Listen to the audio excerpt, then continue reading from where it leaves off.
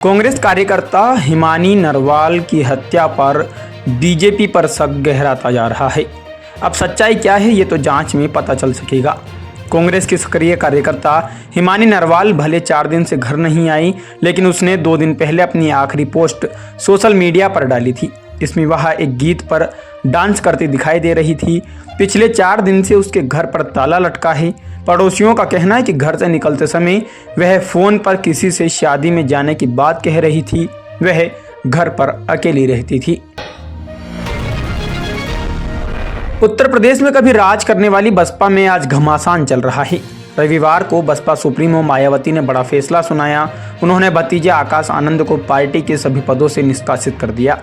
आकाश के ससुर अशोक सिद्धार्थ के निष्कासन के बाद उनका यह दूसरा बड़ा फैसला है। वहीं आकाश के भाई आनंद कुमार और रामजी गौतम को बड़ी जिम्मेदारी दी गई है। दोनों को नेशनल कोऑर्डिनेटर बनाया गया है। इस मौके पर मायावती ने कहा कि अब मेरे जिंदा रहने तक कोई उत्तराधिकारी नहीं होगा। पार्टी और मूवमेंट के हित में रिश्ते नातों का कोई महत्व नहीं है। बसपा सुप्रीमो ने कहा कि अब मैंने खुद भी यह फैसला लिया है कि मेरे जीते जी व मेरी आखिरी सांस तक अब पार्टी में मेरा कोई उत्तराधिकारी नहीं होगा। जिस फैसले का पार्टी के लोगों ने दिल से स्वागत किया, उन्होंने कहा कि मेरे लिए पार्टी व मूवमेंट पहले है, भाई बहन व उनके बच्चे तथा अन्य रिश्तेदार नाते आदि सभी बाद में हैं। उत्तर प्रदेश के बाहुबली नेता और केसरगंज के पूर्व सांसद ब्रजभूषण शरण सिंह ने अपने लग्जरी बेड़े में एक और हेलीकॉप्टर शामिल कर लिया है। 5 सीटर इस हेलीकॉप्टर का शनिवार को पूजन किया गया। सिंह के पास पहले से ही 2 हेलीकॉप्टर हैं और अब एक और नया शामिल हो गया है।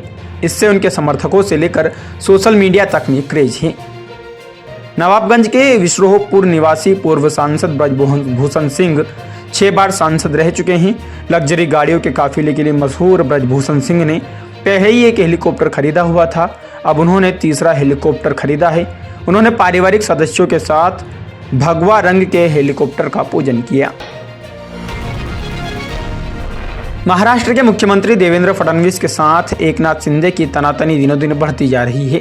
हर दिन कोई ना कोई खबर निकलकर सामने आ रही है। महाराष्ट्र में भाजपा को भले बम्पर जीत मिली हो, लेकिन एकनाथ शिंदे भाजपा का समीकरण बिगाड़ रही हैं। वे लगातार मोल भाव कर रही हैं, वो भी उस स्थिति में जब भाजपा बहुत मजबूत है और बहुमत के आंकड़े से महज 15 सीट कम हैं।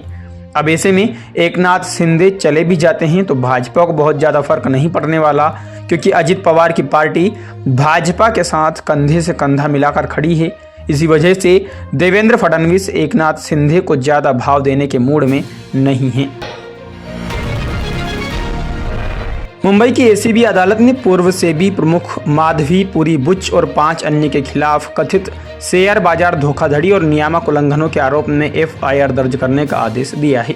अदालत ने भ्रष्टाचार निरोधक ब्यूरो यानी कि एसीबी वर्ली को आदेश दिया कि वह Madhabi Puri Buch, all time members Ashwini Bhatia, Ananth Narayan, Kamlesh Chandra Varshney, BSC के सीईओ सुंदर रमन राममूर्ति और पूर्व चेयरमैन प्रमोद अग्रवाल के खिलाफ एफआईआर दर्ज करे।